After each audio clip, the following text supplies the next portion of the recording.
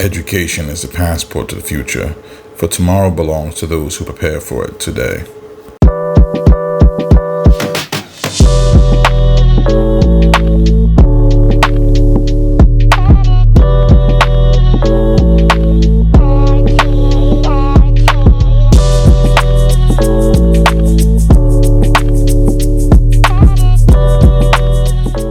Guys, Professor Presbury back again on the episode of Hey Professor, the show where we talk about everything that you want to know about healthcare management, business management. I'm your professor, Professor Javon M.H. Presbury.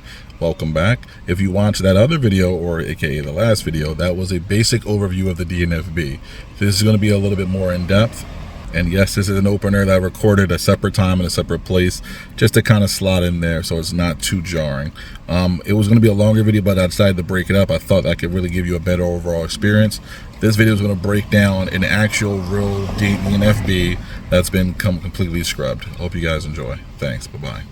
Hey guys, Professor Persbury back again. I just wanted to kind of show you the DNFB and the unbuild. I know we talked about it obviously, but I think sometimes the best way to really understand something, to really learn, is to see it for yourself. So luckily I do have a DNFB. This is an actual DNFB. Don't worry. I scrubbed it so it's completely removed from PHI, patient name, physician name, doctor name, and the identifier is completely scrubbed. And again, we don't want them kind of problems, but we're going to go over each category so that everyone understands and knows really what I'm talking about. Now, this is a standard DNFB that I would deal with in a typical day in HIM at leadership level, administrative level, and we're going to go through those. And now, the DNFB, like I said, typically it would have breakouts because this is a Microsoft Excel spreadsheet. It has breakouts and it is a pivot table.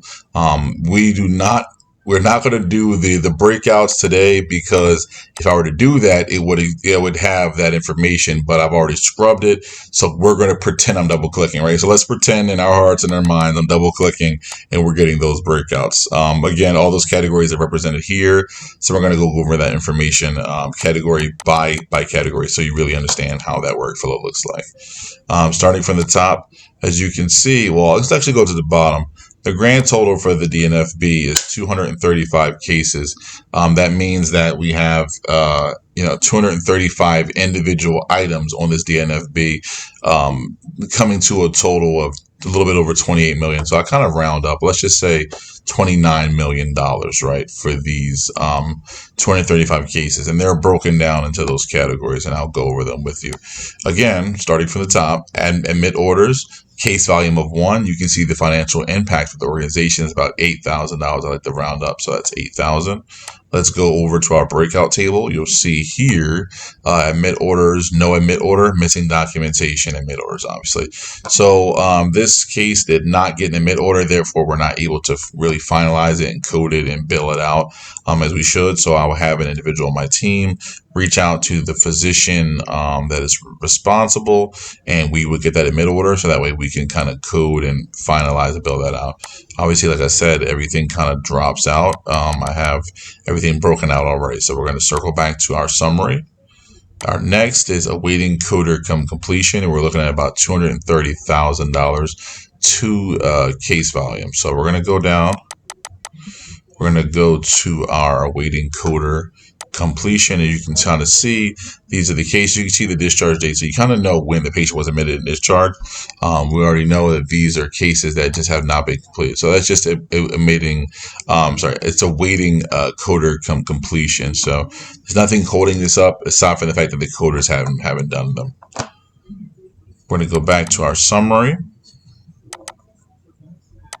And from there, we'll move on to build. And build are the cases that were already coded and billed out. Again, case volume of 22. Financial impact, you're looking at about a little over $2.5 million there. So let's see what that looks like. Again, all these cases have been scrubbed. You can see, what our typical admission and discharge workflow looks like, as well as our discharge service. Basically, the kind of service the patient was here for: med, surge, gyne, OBS, etc. You know what I mean? All right, we're going to go back to our summary. The next category is Clintegrity. Now, that may not make sense immediately, but Clintegrity is the coding consultant firm that we utilize to code these cases. So it's holding for a reason that Clintegrity has specified, and let's see what that is. Listed as outpatient. So basically, from this case, what we can kind of tell is that the case is determined to be outpatient when they viewed it in the EHR, and this is the inpatient unbill. So it's in the wrong place. So we would kind of kick that over to our outpatient team just to get that done. Let's go back over to the summary. Next category under Clintegrity is downgrade. Now let me show you that. That's a little bit over, a little bit under 8,000. I don't think I covered the last one, 28,000 you can see here, but this is a little bit under $8,000. So let's go over to downgrade cases. Now downgrade cases are cases that have been worked by our team.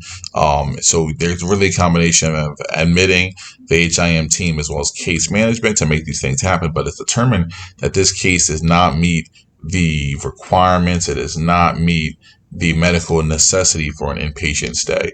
And what that means is that not only did case management determine that it would not work for an inpatient admission, but if we were to send that out to the insurance companies, they would kick it back. They would tell us it's not a true inpatient and that it should be downgraded. Downgrade is when a case goes from being an inpatient to either a same-day surgery, ED, or an observation. And that's what this case is dealing with. It does not meet the true criteria for the level that it's at. So it's going to be downgraded. And that's always been an issue. We want to make sure that we don't get any of that money recouped. Let's get over.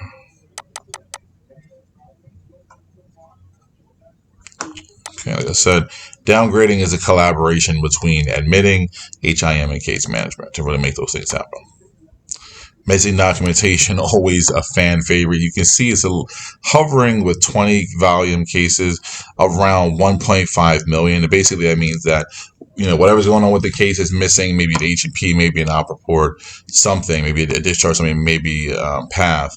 And that's just why we cannot finalize. You can see here the different types of surgeries done: a lap sleeve gastrectomy and cholecystectomy, sleeve gastrectomy, a gastric bypass, a cystoscopy with uteral stent, a fusion, all these things, a debridement. Basically, these are missing the op reports for these operations that were performed by these physicians within the organization. So we reach out to those physicians and we get the documentation, same as we get everything else. Let's see what we got.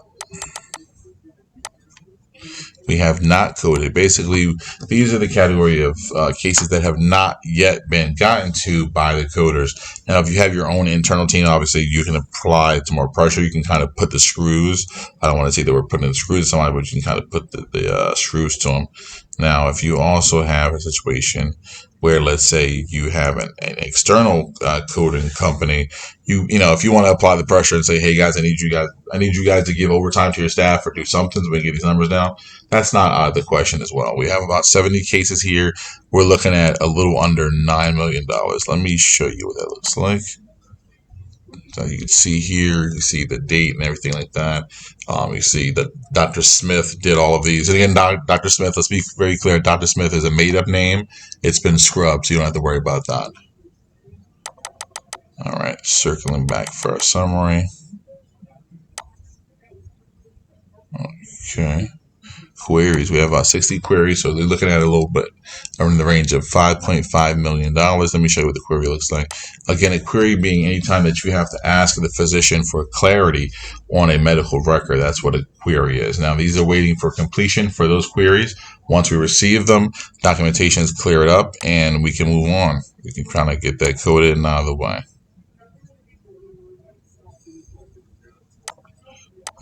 See, yeah, we do have a few queries that are outstanding. Back to summary. Let's see, ready for MD review. Let's see what we have. Basically, the MD review is a situation in which the medical record is kicked up to another physician for review internally to make sure that they feel like the documentation is clear and it does not need to be queried or handled in some other way. obviously they kind of have a few outstanding, and that's something that needs to be looked at. So let's see, ready to billing basically means that these cases have already been coded and they are ready to be billed. Again, like I said, we're looking at a total of about 28 million, 28.9, or you could even say $29 million, with 235 cases that are outstanding. And with the DNFB, what you'll usually find is two things that are particularly important. Age of the case that they're talking about, as well as the actual financial impact. So if something is worth $1 million, yeah, make sure you get that. If something is worth, if something is over 30 days, make sure you take care of that as well. Obviously, you want to make sure that you're looking at the DNFB on a regular basis, pruning and getting rid of documents and things that you don't need to really keep it nice and clean, because you're going to find that, having an issue with your DNFB is a quick way to have issue with revenue cycle leadership. So don't do it. Always do a good job by your DNFB. All right, guys, I hope that really giving you the information was helpful. I think it really rounds it out and completes everything. And you guys have a good one. Bye-bye.